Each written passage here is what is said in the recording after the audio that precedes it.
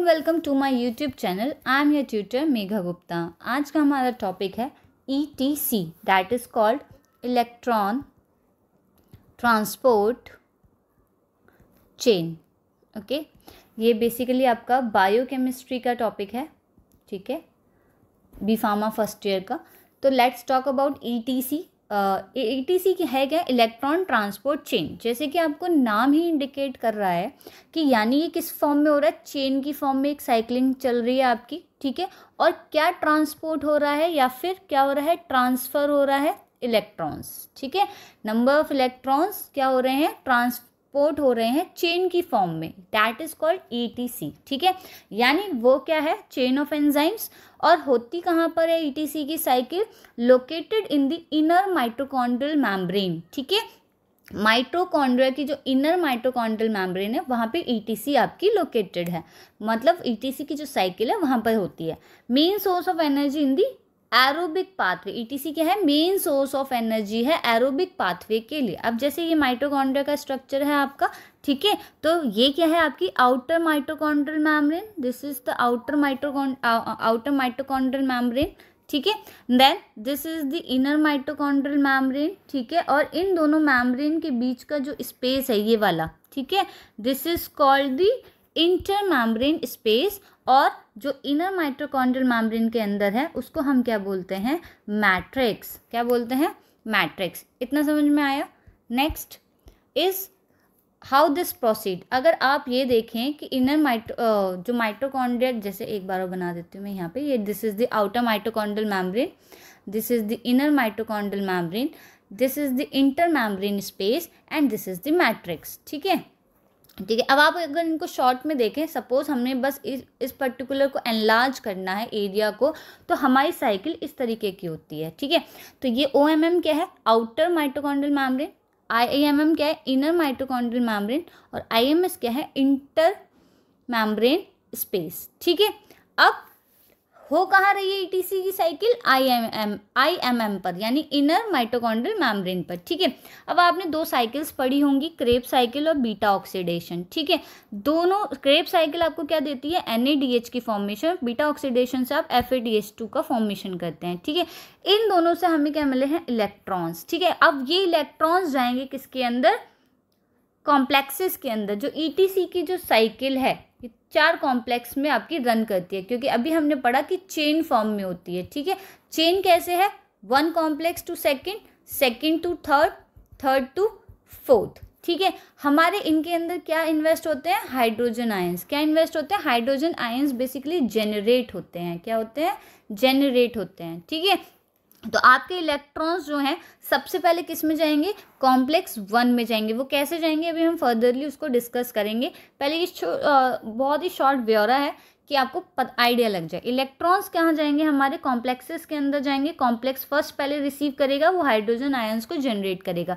फिर कॉम्प्लेक्स 1 से electrons transfer होंगे कॉम्प्लेक्स 2 पे, कॉम्प्लेक्स 2 से वो ट्रांसफर होंगे कॉम्प्लेक्स 3 को, कॉम्प्लेक्स 3 से वो ट्रांसफर होंगे कॉम्प्लेक्स 4 पे। अब जब सारे कॉम्प्लेक्सेस से होके जाएंगे, सारे कॉम्प्लेक्सेस हाइड्रोजन आयंस को जनरेट करेंगे, जहाँ पे हमारी एनर्जी जनरेट हो जाएगी। तो अब बहुत सारे हाइड्रोजन आयंस यहाँ पे आप देख सकते हैं कि इकट्ठा हो गए हैं। तो ये क्या हो गया, पॉजिटिव चार्ज हो गया। और IIM के बाहर क्या हो गया, एक नेगेटिव चार्ज हो जाएगा, क्योंकि अब उसके पास तो हाइड्रोजन आयंस है नहीं। अब होगा क्या, अब इतने सारे हाइड्रोजन आयंस जब एक जगह इकट्ठा हो जाएंगे, इन्हें बाहर भी निकालना है, तो होगा क्या, इलेक्ट्रोकेमिकल ग्रेडियंट हो गया, क्योंकि यहाँ पे तो पॉजिटिव चार्ज है अंदर, मैट्रिक्स के बाहर, मतलब आपके माइटोकॉन्ड्रिया के अंदर, और बाहर क्या हो रहा है कि वहाँ पे नेगेटिव चार्ज है। तो यहाँ पे क्या होगा, एक एंजाइम यूज होगा, that is called ATP synthase. ATP synthase क्या करेगा, हाइड्रोजन आयंस को बाहर निकालेगा, ठीक है। हाइड्रोजन आयंस किसके थ्रू बाहर निकलेंगे, ATP सिंथेज के थ्रू। वहाँ पे क्या होगा, ADP से ATP में कन्वर्जन होगा और आपके हाइड्रोजन आयंस क्या हो जाएंगे, बाहर आ जाएंगे। इस तरीके से होती है आपकी ETC की साइकिल, ठीक है। अब हम एक एक कॉम्प्लेक्सेस के बारे में पढ़ेंगे, ठीक है। सबसे पहले ये और देख लेते हैं, यहाँ पे आपके 2 तरीके की चीज़ें यूज होती हैं, एक complex first, complex second, complex 3, complex 4। Most important चीज़ ये है कि जब आप इसको लिखेंगे तो आप इनको रोमन नंबर्स में ही मेंशन करेंगे, ठीक है। नेक्स्ट थिंग इज कॉम्प्लेक्स 1 क्या होता है आपका NADH डिहाइड्रोजनेस कॉम्प्लेक्स होता है। कॉम्प्लेक्स 2 पे आपको एक वो मिलता है कोएंजाइम Q, और कॉम्प्लेक्स 3 पे आपको मिलता है साइटोक्रोम C। ये फिक्स्ड है, तो इनको आप, ये शॉर्ट है, अभी याद कर लीजिए, पूरी साइकिल में आपको सब कुछ समझ में आ जाएगा। अब हम एक एक कॉम्प्लेक्सेस पे चलते हैं। सबसे पहले कॉम्प्लेक्स फर्स्ट, इसकी जो खास बात है जो आपको याद रखनी है कि ये कैसा होता है आपका, बेसिकली एल शेप्ड होता है। कैसा होता है ये आपका? एल शेप्ड होता है। ये देखिए, ये आपकी क्या है? Outer mitochondrial membrane, that is inner mitochondrial membrane, that is IMS, inner mitochondrial space, inter mitochondrial space. Basically ये आपका कैसा होता है? एल शेप का होता है। कॉम्प्लेक्स फर्स्ट कैसा होता है? एल शेप का। तो NADH यानी कि कॉम्प्लेक्स फर्स्ट का नाम क्या है? NADH dehydrogenase complex. डिहाइड्रोजनेस का मतलब होता है removal of hydrogen from NADH। NADH की फुल फॉर्म भी पूछी जा सकती है, तो यहाँ पे मैंने बता दी है, नाइकोटिनामाइड एडेनिन डाइन्यूक्लियोटाइड। ठीक है, कॉम्प्लेक्स क्यों बोला गया है यहाँ पे? क्योंकि FMN और आयरन सल्फर का कॉम्प्लेक्स है, यानी यहाँ पे दो चीज़ें हैं, FMN यानी फ्लेविन मोनो न्यूक्लियोटाइड और FES यानी आयरन सल्फर कंपाउंड्स। ठीक है, ये दोनों चीज़ें हैं, इसीलिए इसको कॉम्प्लेक्स बोला गया है। ठीक है, अब हम कॉम्प्लेक्स 1 का एक नाम तो ये हो गया NADH डिहाइड्रोजनेस कॉम्प्लेक्स, और दूसरा नाम क्या है? NADH ऑक्सीडो रिडक्टेज, यानी ऑक्सीडेशन रिडक्शन साइकिल का एग्जाम्पल है, इसलिए उसको बोला गया NADH ऑक्सीडो रिडक्टेज। और ये कैसा होता है? एल शेप्ड प्रोटीन कॉम्प्लेक्स होता है। तो NADH क्या करेगा? इलेक्ट्रॉन को रिसीव करेगा, और आप पहले FMN को देगा, ठीक है, उसके बाद वो आयरन सल्फर को ट्रांसफर करेगा, और आयरन सल्फर क्या करेगा? कॉम्प्लेक्स 2 में इलेक्ट्रॉन को पास ऑन कर देगा।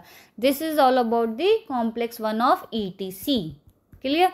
Next we will discuss about complex 2। यहाँ आप देख सकते हैं।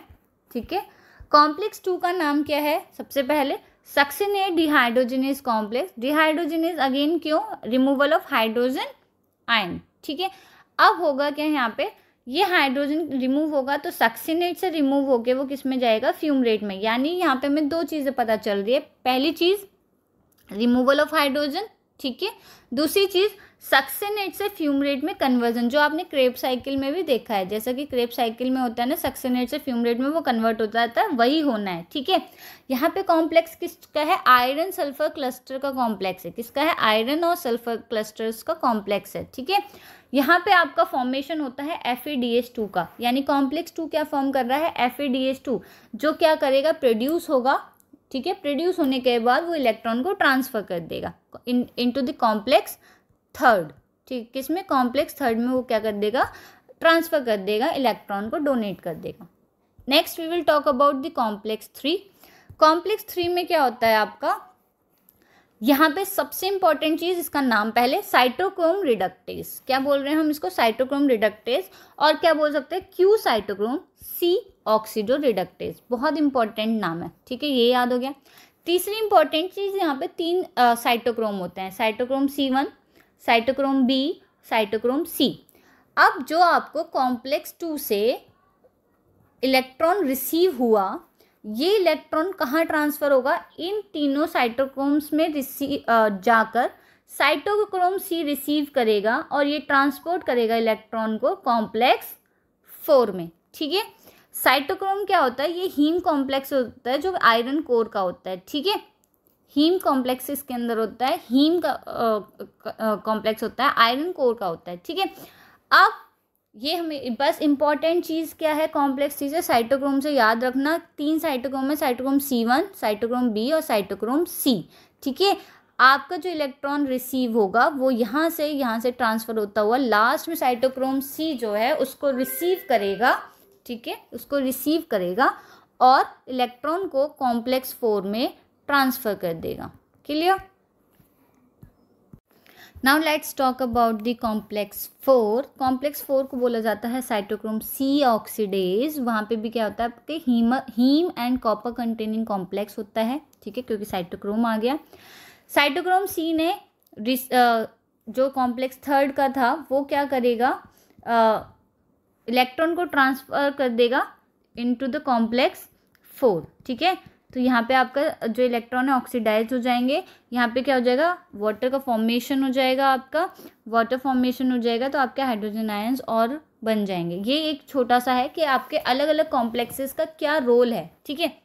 नेक्स्ट अब हम बात करते हैं कंप्लीट, ठीक है। अब देखो आपकी क्रेब्स साइकिल है, NADH का फॉर्मेशन होता है, बीटा ऑक्सीडेशन है जो कि फैटी एसिड्स के अंदर होती है, तो वो क्या फॉर्मेशन करती है, FADH2 का फॉर्मेशन होता है। अब आप इंटरलिंक कीजिएगा, जितना भी अभी बताया है वो इसमें इंटरलिंक्ड हो रहा है या नहीं, ठीक है। अब देखो आपका NADH FADH2 से इलेक्ट्रॉन आए, वो इलेक्ट्रॉन ट्रांसफर होंगे किसमें, कॉम्प्लेक्स फर्स्ट में, ठीक है। कॉम्प्लेक्स फर्स्ट में सबसे पहले कौन रिसीव करेगा, FMN, फ्लेमिंग मोनोन्यूक्लियोटाइड, ठीक है। वो किसको ट्रांसफर करेगा, आयरन सल्फर को ट्रांसफर करेगा, ठीक है। आयरन सल्फर से जैसे वो ट्रांसफर होगा तो 4 हाइड्रोजन आयंस लिए थे, तो वहाँ पे आपके IMS के अंदर कितने गए, 4 हाइड्रोजन आयंस, ठीक है। उसके बाद वो इलेक्ट्रॉन, ये रहा इलेक्ट्रॉन, ठीक है, ये ट्रांसफर हो जाएगा किसको, कोएंजाइम Q को, ठीक है। कोएंजाइम Q क्या करेगा, अब कॉम्प्लेक्स 2 में आ गए हम लोग, ठीक है। तो ये इलेक्ट्रॉन क्या, यहाँ पे क्या होगा, सक्सिनेट से फ्यूमरेट में कन्वर्जन होगा, तो एंजाइम कौन सा यूज हुआ, सक्सिनेट डिहाइड्रोजिनेज, ठीक है। और यहाँ पे फॉर्मेशन किसकी हुई, FADH2 की फॉर्मेशन हुई। FADH2 इलेक्ट्रॉन ट्रांसफर करेगा किसको, आयरन सल्फर को। इलेक्ट्रॉन तो आपका कोएंजाइम Q के अंदर आ गया था, फिर उसके बाद क्या हुआ, सक्सिनेट से वो फ्यूमरेट में कन्वर्जन हुआ, FADH2 का फॉर्मेशन हुआ। FADH2 क्या करेगा, आयरन सल्फर को देगा और आयरन सल्फर देगा कोएंजाइम Q को, फिर ये इलेक्ट्रॉन ट्रांसफर होगा, कहाँ पे पहुंचेगा, कॉम्प्लेक्स थर्ड में। कहाँ पे पहुंचा, कॉम्प्लेक्स थर्ड में। कॉम्प्लेक्स थर्ड में सबसे पहले जो रिसीव करेगा आपका इलेक्ट्रॉन वो होगा साइटोक्रोम C1, वो आयरन सल्फर को ट्रांसफर करेगा, और आयरन सल्फर किसको ट्रांसफर करेगा, साइटोक्रोम B को। इसको हम बोलते हैं रिडॉक्स रिएक्शन। साइटोक्रोम B जब से इलेक्ट्रॉन रिसीव करेगा तो वो किसको ट्रांसफर कर देगा, साइटोक्रोम C को, ठीक है। यहाँ पे भी 4 हाइड्रोजन आयंस आपके जनरेट हो गए। फिर अब साइटोक्रोम C क्या करेगा, कॉम्प्लेक्स 4 को ट्रांसफर करेगा इलेक्ट्रॉन्स, तो सबसे पहले कौन रिसीव करेगा, कॉपर आयन A, ठीक है। उसके बाद वो ट्रांसफर करेगा साइटोक्रोम A को, फिर साइटोक्रोम A ट्रांसफर करेगा कॉपर आयन B को, ठीक है, और वो किसको ट्रांसफर करेगा, साइटोक्रोम A3 को। तो यहाँ पे क्या हो रहा है, आपकी रिएक्शन हो रही है, तो इससे क्या आपका वाटर का फॉर्मेशन हो रहा है, ठीक है। अब यहाँ पे भी कितने आ गए, आपके 2 हाइड्रोजन आयंस जनरेट हो गए, ठीक है। अब हो क्या रहा है, यहाँ पे आ गए आपके हाइड्रोजन आयंस, ठीक है। तो यहाँ पे क्या हो गया, high concentration of hydrogen ions, वहाँ पे क्या हो जाएगा, IMM पे low concentration of hydrogen ions, ठीक है। अब सिर्फ ATP सिंथेज एंजाइम क्या कर सकता है, इन हाइड्रोजन आयंस को बाहर निकाल सकता है, तो वहाँ पे क्या होगा, ADP से ATP में कन्वर्जन होगा और आपके हाइड्रोजन आयंस बाहर आ जाएंगे। इस तरीके outer mitochondrial membrane, inner mitochondrial membrane और इनर माइटोकॉन्ड्रियल मेम्ब्रेन और इंटर माइटोकॉन्ड्रियल स्पेस, ठीक है। ये मैट्रिक्स है आपकी। इस तरीके से आपकी ETC की साइकिल कंप्लीट होती है। आई होप आपको मेरी वीडियो समझ आई हो। आप इसको दोबारा रिपीटेड फॉर्म में देखेंगे तो मैंने क्या बताया है, सबसे पहले आपका ETC क्या होता है, ठीक है। ETC में कितने कॉम्प्लेक्सेस होते हैं, हर एक कॉम्प्लेक्स का अपना क्या रोल है, और ये साइकिल कैसे प्रोसीड होती है, ठीक है। आई होप मेरी वीडियो आपको पसंद आई हो तो प्लीज़ प्लीज़ प्लीज़ इसको लाइक करें, शेयर करें, सब्सक्राइब करें और मेरे चैनल को सब्सक्राइब करें। Thank you so much for watching.